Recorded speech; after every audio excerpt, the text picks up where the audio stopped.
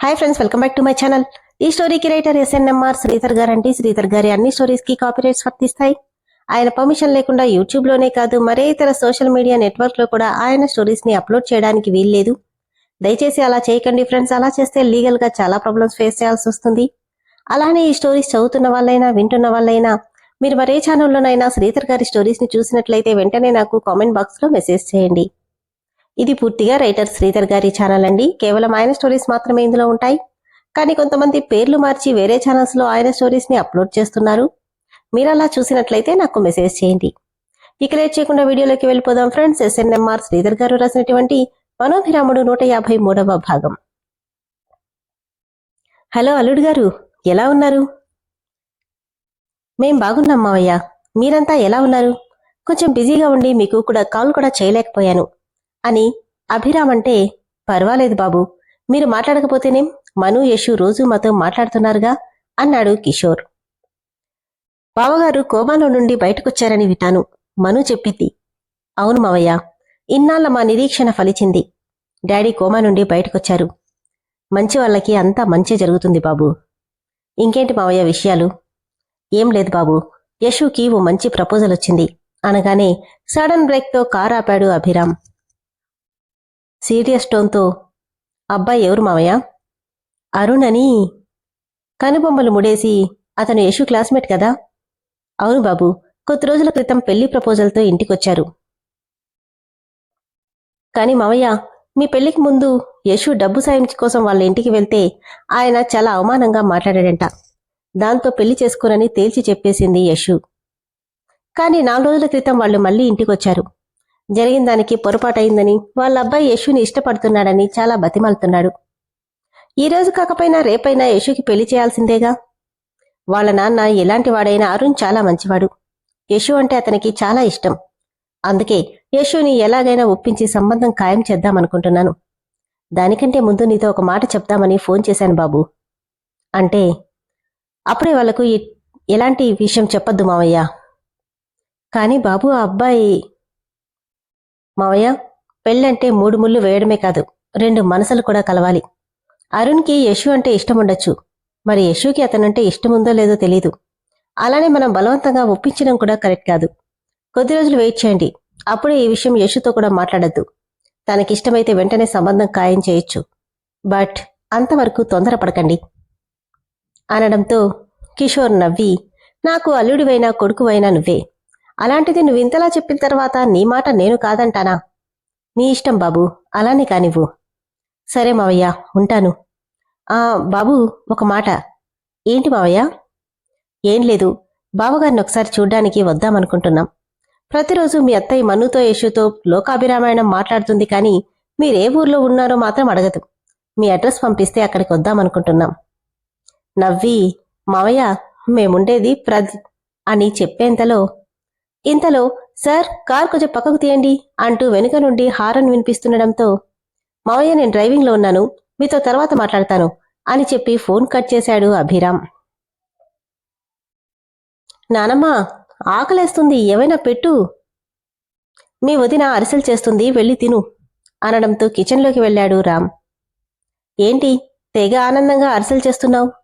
ఏంటి విషయం అని మనుని అడిగితే, నీకోసం కాదులే, మా ఆయన కోసం చేస్తున్నా. అయితే నేను తీసుకోకూడదా అంటూ తీసుకోబోయాడు. ఆ ప్లేట్ని లాక్కొని బై మిస్టేక్ ఆయిల్ కాస్త రామ్ చేతి మీద పడ్డంతో ఆ అంటూ చెయ్యి వెనక్కి తీసుకున్నాడు రామ్. చూసావా, మా ఆయనకి చేసినవి నువ్వు తినడం వీటికి కూడా ఇష్టం లేనట్టుంది అని మను వెటకారంగా అంటుంటే, బాగా రెచ్చిపోతున్నావు కదా, ఈరోజు నీ సంగతి తేలుస్తాను, చూస్తూ ఉండు అని కోపంగా చెప్పి అక్కడి నుండి వెళ్ళిపోగానే వెళ్తున్న తన వైపు విసుగ్గా ఒకసారి చూసి తన పనిలో పడిపోయింది మను. ఇదంతా బయట నుండి చూసిన యశు, అక్క, చాలా తప్పు చేస్తున్నావు. బావ గురించి తెలిసిన రోజున నువ్వు చాలా బాధపడతావు. కానీ అది నీకు ఎప్పుడు తెలుస్తుందో ఏమో అనుకొని, అక్క, నాకు అరిసెలు కావాలి అంటూ మను దగ్గరికెళ్ళింది. దానికి అడగడం ఎందుకే, తీసుకో అనగానే చేత్తో 2 తీసుకొని రామ్ దగ్గరకొచ్చింది యశు. సోఫాలో వెనక్కి వాలిన రామ్ ముఖంలో వద్దన్న బాధ కనిపిస్తుంటే, నువ్వు పడుతున్న ఈ బాధకి తొందరలోనే ముగింపొచ్చేస్తుంది బావా. ఆ నమ్మకం నాకుంది అనుకుని, బావా, నేను నీకోసం అరిసెలు తీసుకొచ్చాను, తిను అని యశు పిలవడంతో తన గొంతుకు ఉలిక్కిపడి కళ్ళు తెరిచి, నాకేం అక్కర్లేదు, నువ్వే తిను. ఏంటి బావా, నీకోసం ప్రేమగా తీసుకొచ్చాను, కొద్దిగా తిను. నా ప్రేమతో పాటు మా అక్క మమకారం కూడా ఉంది. తింటే అస్సలు వదిలిపెట్టావు. అందుకే వద్దంటున్నా, అదేదో నువ్వే తిను అని చెప్పి రామ్ విసురుగా వెళ్ళిపోతుంటే ఇంతలో గాయత్రి పిలవడంతో హా మామ్ అంటూ ఆగాడు. గుళ్ళో ఏదో గొడవంట, వెళ్ళి ఒకసారి చూసిరా. గొడవ? దేని గురించి మామ్? పెద్ద గొడవేం కాదులే నాన్నా, ఎవరో కుర్రాళ్ళు గొడవ పడుతున్నారంట, అదేంటో చూసిరా. సరేమా అంటూ కార్ తీసుకుని బయటికెళ్లగానే, బావా ఆగు, నేను కూడా వస్తా అంటూ తన వెనకే కుక్కపిల్లలా బయలుదేరింది యశు. తన ఫోన్లో సెండ్ చేసిన రామ్ మనుల ఫోటోలని ఒక్కొక్కటిగా చూస్తుంది రాధ. ప్రతి ఫోటోలోనూ చుక్కల్లో చంద్రుడిలా రామ్ కనిపిస్తుంటే సంతోషమంతా తన ముఖంలో విరవూసుకున్నట్టు అనిపిస్తుంది మను. కానీ ఏ ఫోటోలో కూడా వాళ్ళిద్దరూ క్లోజ్గా ఉన్నట్టు కానీ మీద చేతులు వేయడం కానీ ఎక్కడా కనిపించలేదు. కేవలం ఒకే ఒక ఫోటోలో మాత్రం దూరంగా ఏదో కనబడుతుంటే దాన్ని రామ్ చేత్తో చూపిస్తుంటే అటువైపు రామ్ భుజం మీద చెయ్యేసి చూస్తుంది మను. ఆ ఒక్క ఫోటో మినహా మిగిలినవన్నీ కూడా చాలా నార్మల్గా మాట్లాడుకున్నట్టే ఉన్న ఫోటోసే ఉన్నాయి. మను అరిసెలు చేశాక హమ్మయ్యా అన్నీ అయిపోయాయి అనుకుని కొద్దిగా తుంచి నోట్లో పెట్టుకుని, చాలా బాగుంది, అన్నీ పర్ఫెక్ట్గా సెట్ అయ్యాయి. అభి, నీకు అరిసెలంటే ఇష్టం కదా, నీకోసం కష్టపడి నేర్చుకున్నానని నవ్వుకుంది మను. ఇంతలో ఏం చేస్తున్నావు మను అంటూ వచ్చింది రాధ. అభికిష్టమని అరిసెలు చేశాను రాధా, నువ్వు కూడా టేస్ట్ చెయ్యి, ఎలా ఉన్నాయో. కొద్దిగా తిని చూసి, బాగున్నాయి, కానీ అభికి నచ్చుతాయంటావా? అదేంటి, అభి ఎవరైనా ఏమైనా పెడితే వంకలు పెట్టే రకం కాదు, ఎలా ఉన్నా అడ్జస్ట్ అవుతాడు. అలాంటిది ఇంత బాగుంటే తినడా? తిండి విషయంలో అడ్జస్ట్ అవుతాడేమో మను, కానీ కట్టుకున్న భార్య విషయంలో ఏ మగాడు అడ్జస్ట్ అవ్వలేడు అని రాధ నొక్కి పలుకుతుంటే తన మాటల్లో ఏదో తేడా గమనించి, ఏమైంది రాధా, నువ్వు దేని గురించి మాట్లాడుతున్నావు? నీ గురించే మాట్లాడుతున్నా. నా కృష్ణని ప్రేమ అనే పేరుతో బంధించావని చాలా విర్రవీగుతున్నావు, కానీ నీ మనసు ఎప్పుడో మలినమైపోయింది. అందులో కృష్ణని ఉంచడం ఎంతవరకు కరెక్ట్ మను? ఈ విషయం అభికి తెలిస్తే ఊరుకుంటాడనుకున్నావా అని రాధ అంటున్న మాటలకి తెలియకుండానే టెన్షన్ పుడుతుంటే, నువ్వేం మాట్లాడుతున్నావు రాధా అని అడిగింది మను. ఇంకా అర్థం కాలేదా, లేక అర్థం కానట్టు నటిస్తున్నావా మను? ఇన్ని రోజులు నువ్వు చాలా గొప్పదానివి, ప్రేమకు నిలువెత్తు నిదర్శనానివి అని ఈ బంగ్లాలో అందరూ అనుకుంటుంటే నిజమే అనుకున్నాను. నా కృష్ణకి నీలాంటమ్మాయి భార్యగా వచ్చినందుకు నిజంగానే నేను కూడా చాలా సంతోషించాను. కానీ నువ్వేం చేశావో నాకు బాగా అర్థమైంది. నేనేం చేశాను రాధా? అభిని నేను మనస్ఫూర్తిగా ప్రేమిస్తున్నాను, అందులో ఎలాంటి సందేహం లేదు. ఇప్పుడు ప్రేమిస్తున్నావేమో, కానీ ఒకప్పుడు ఆ మనసులో ఉన్నది అభి కాదు, రామ్.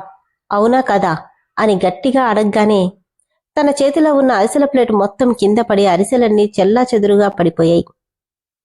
తనకి రామ్కి తప్ప ఇంకెవరికీ తెలియని విషయం రాధకెలా తెలిసిందో అర్థం కాక, నువ్వేమంటున్నావు రాధా అని బొంగురు గొంతుతో అడిగింది. ఇంకా నటించకుమను, నువ్వు పెళ్లికి ముందే రామ్ని ప్రాణం కంటే ఎక్కువగా ప్రేమించావని, కేవలం డబ్బు అవసరమై అభిని పెళ్లి చేసుకున్నావని నాకు తెలుసు అనగానే గుండె జారిపోయింది మనుకి. ఆల్రెడీ తమ్ముణ్ణి ప్రేమించి డబ్బు కోసం అన్నని పెళ్లి చేసుకున్న నీలాంటి దాన్ని చూస్తుంటే నాకు అసహ్యం వేస్తుంది. నాకే ఇలా ఉంటే అసలు మోసాన్ని భరించలేని కృష్ణ నిన్ను నమ్ముతాడనుకుంటున్నావా? ఈ విషయం తెలిస్తే ఊరుకుంటాడనుకుంటున్నావా? నా భార్య చాలా మంచిది అంటూ నెత్తిన పెట్టుకుంటాడనుకుంటున్నావా?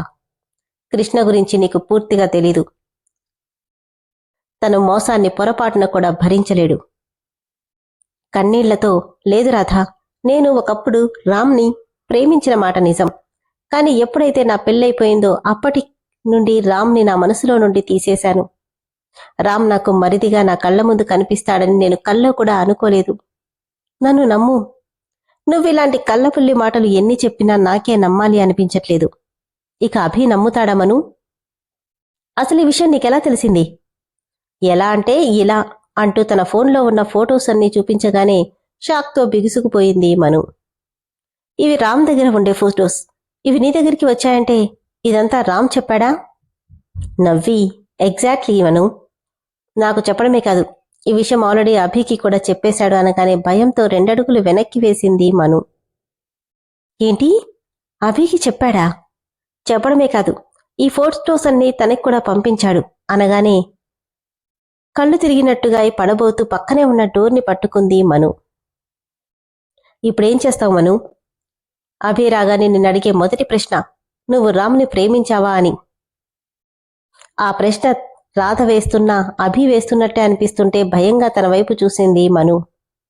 ఏం చెప్తావు అంటే కన్నీళ్లతో తలోంచుకుంది. ఇక రెండో ప్రశ్న, నన్ను పెళ్లి చేసుకుని నా తమ్ముడితో కూడా కాపురం చేస్తావా అని అడుగుతాడు. అప్పుడేం చెప్తావు అంటే గట్టిగా, రాధా ఏం మాట్లాడుతున్నావో తెలుస్తుందా నీకు? నా మీద అరవడం కాదు మను, అభి వచ్చాక నిన్నడిగే ప్రశ్నలు ఇవే. అభినే కాదు, ఇంట్లో ఉన్న వాళ్ళంతా ఇదే విధంగా అడుగుతారు. అప్పుడేం సమాధానం చెప్తావు? మగాడు ఎన్ని తిరుగుళ్ళు తిరిగినా ఈ సమాజం ఒప్పుకుంటుందేమో కాని అదే ఆడది పెళ్లికి ముందే ప్రేమించింది అని తెలిస్తే బయట వాళ్లే కాదు, ఇంట్లో వాళ్ళు కూడా కాకుల్లా పొడుచుకు తింటారు. ఆ విషయం నీకు నేను చెప్పాల్సిన అవసరం లేదు అంటే బాధగా కన్నీళ్లతో తన వైపు చూస్తుంది మను. నిన్ను చూస్తుంటే జాలేస్తుంది మను. నువ్వు చెప్పేది నిజమో అబద్ధమో నాకు తెలియదు కానీ నువ్వు ఈరోజు చాలా ఫేస్ చేయబోతున్న వాటన్నిటికీ సమాధానాలు ముందే వెతుక్కో. లేదంటే అభి తల్లికి జరిగిన అవమానమే నీకు జరిగి అభి తన చేత్తో తనే నీ మెడ పట్టుకుని బయటికి గెంటేస్తాడు అంటుంటే మను కళ్ళ ముందు అభి తనని అనరాని మాటలనడం, తన మెడ పట్టుకుని బయటికి గెంటడం కనిపిస్తుంటే, లేదు, అభి అలా చెయ్యడు. నా అభి గురించి నాకు తెలుసు, తను నన్ను నమ్ముతాడు, తనకి నేను జరిగిందంతా చెప్పేస్తాను అంటుంది మను. అలా చెప్పేదానివైతే అదేదో ముందే చెప్పేసుంటే నీ సమస్య ఇంతవరకు వచ్చేది కాదు మను. తాడోపేడో తేలిపోయేది. నాకైతే అభినే కాదు, ఎవ్వరూ కూడా నువ్వు చెప్పేదాన్ని నమ్మరనిపించట్లేదు. ఈ విషయం నేను నీకు ముందే ఎందుకు చెప్తున్నానో తెలుసా? అందరి ముందు నీకు జరిగే అవమానాన్ని తప్పించుకుంటావని. దానికేదో ఒక మార్గాన్ని ఆలోచించు, ఖచ్చితంగా ఏదో ఒకటి కనిపిస్తుంది. లేదు రాధా, దీనికంటే ముందే అందరికీ నేను చెప్పేస్తాను. సరే చెప్పు, కాని మను నువ్వు ఒక విషయం మర్చిపోకు. నీకు శత్రువు నీ ఎదురుగానే ఉన్నాడు. నువ్వు సిన్సియర్గా చెప్తుంటే రామ్ ఊరుకుంటాడనుకుంటున్నావా? నువ్వు చెప్పేదంతా అబద్ధమని, మీరిద్దరూ ప్రేమించుకున్నారని, ఇప్పటికీ నీ మనసులో తనే ఉన్నాడని చెప్తే నువ్వేం చేస్తావు అని రాధ అడుగుతుంటే, అభికి నా తమ్ముడంటే ప్రాణం, తమ్ముణ్ణి కాదని నిన్ను నమ్ముతాడనుకుంటున్నావా? ఈ విషయంలో కృష్ణ తన కన్నతల్లినే నమ్మలేదు. అలాంటిది కొద్ది రోజుల క్రితం తన జీవితంలోకి వచ్చిన నిన్ను నమ్ముతాడా? ఒకప్పుడు రామ్ ఇదే మాటలు తనకి చెప్పడం గుర్తొచ్చి, మా అన్నకి నేనంటే ప్రాణం, మనిద్దరం ప్రేమించుకున్నాం, ఇప్పటికీ తన మనసులో నీ మనసులో నేనే ఉన్నాను అని ఒక్క మాట చెప్తే చాలు, నిన్ను మెడపట్టుకుని బయటికి గెంటుతాడు, లేదంటే మనిద్దరినీ ఒకటి చేసి తను తప్పుకుంటాడు అన్న రామ్ మాటలు గుర్తొస్తుంటే, నా మాట విను. ఇప్పుడు కృష్ణకి నిజం చెప్పడం వల్ల ప్రయోజనం లేదు. సమస్యకి పరిష్కారాన్ని ఆలోచించు అంటూ మను మనసులో అభి తనని నమ్మడు అన్న మాటని పదే పదే చెప్తూ పూర్తిగా తన మనసుని దానివైపు డైవర్ట్ చేసేసింది రాధ. ఇంకాసేపట్లో కృష్ణ బెంగళూరు నుండి వచ్చేస్తున్నాడు మను, నీ పరిస్థితి తలుచుకుంటే చాలా బాధగా ఉంది అని చెప్పి అక్కడి నుండి రాధ వెళ్ళిపోయింది. దాంతో ఉన్న చోటే శిలలా నిలబడిపోయింది మను. విన్నారు కదా ఫ్రెండ్స్, మొత్తానికి రాధ తన ఆఖరి అస్త్రాన్ని ప్రయోగించింది. అదే మను తనంతట తనుగా ఇంట్లో నుండి వెళ్ళిపోవడం. మరి రాధ చెప్పిన మాటలు విని పూర్తిగా అభికి దూరంగా మను వెళ్ళిపోనుందా? ఏమో, అలా జరిగితే రామ్ చూస్తూ ఊడుకుంటాడా? ఏం జరుగుతుంది అనేది తదుపరి ఎపిసోడ్లో తెలుసుకుందాం. అలానే ఫ్రెండ్స్, స్టోరీ అయితే చాలా బాగుంది కదా. స్టోరీ నచ్చిన వాళ్ళు దయచేసి ఇమ్మీడియట్గా మెంబర్షిప్లో జాయిన్ అవ్వండి. Thank you.